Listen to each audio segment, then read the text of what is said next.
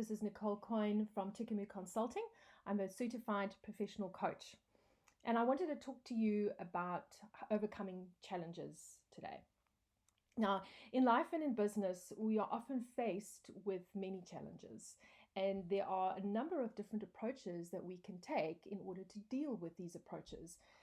But there's one particular approach that I would like to talk to you about today, and that is about utilizing our emotional intelligence or bolstering our emotional intelligence.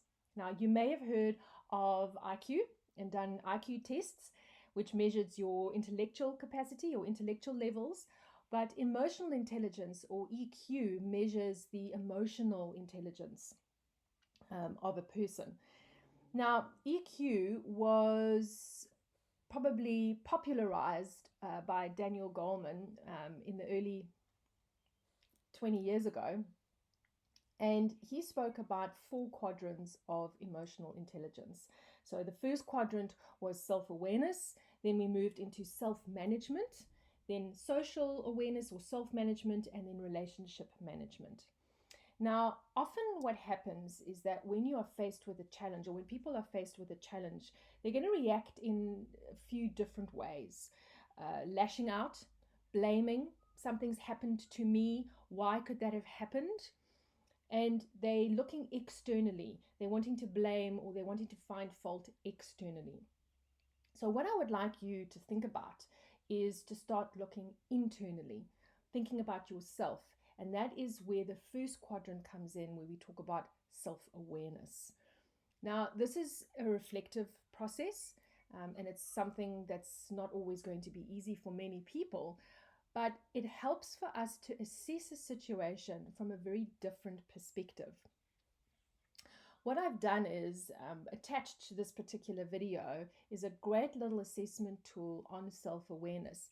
And just some of the options that you can be looking at is some of the questions that you will be asked is can I make calm decisions under pressure? Can I accurately recognize and describe my emotions within a situation? Can I tell my emotions are taking over? Or am I managing them effectively? Do I know my strengths and weaknesses? And am I actively working on self-improvement? Those are just a couple of the questions that will get asked in the self-assessment. And I think in the very beginning stages, it's going to be quite easy to go, yes, I can work under pressure, and yes, I can describe my emotions. But if you really stop and think about it and take a specific situation that has happened to you and analyze it, you might find some surprising facts coming through. And that is what we're referring to about having good EQ, about having a strong self-awareness. It's about understanding our weaknesses. It's about understanding our own faults and then working on them to improve them. And we all know is that we can't improve ourselves if we don't actually look at ourselves in a realistic way and really take ownership of what our faults are. So you can click on the links and you can have a look at these assessments. There's another one that I've presented to you, which is called an emotional tracking sheet. You can have a look at that as well. And that's more of an involved tracking of emotions. And if you have any questions, if you want to find out more about it, I'm really happy to help.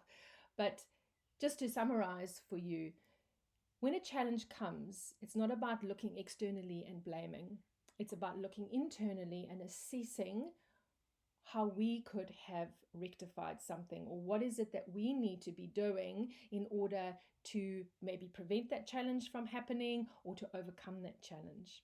So that was self-awareness of emotional intelligence in a very, very short space of time. And here again, if you have any questions, please feel free to get in touch. Take care.